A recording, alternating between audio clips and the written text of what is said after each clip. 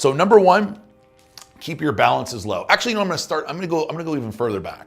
So some of you may be thinking, you know what, Aaron, I want to make my credit great, but I don't even have any credit. When I try to get a credit card, they don't say my credit's bad. They say you don't have any credit. That happens to a lot of people. So how do I build credit at all if I've got none? So the first thing I would do, if you can't get a credit card, now I'm assuming you've applied to get a normal credit card and you can't get it. Because obviously the first step is to establish credit. So if you can't establish credit with a normal credit card, go and do what I did initially and was get a secured credit card.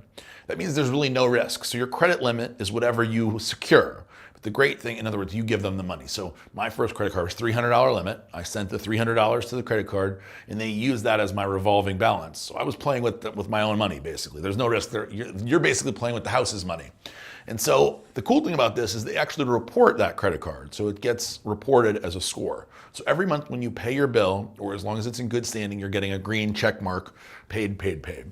The other thing that I did right away was get a Dillard's card. I don't know if you're not around a place that has Dillard's. This is something like a JCPenney or something like that. I got a very low limit. I want to say like $200.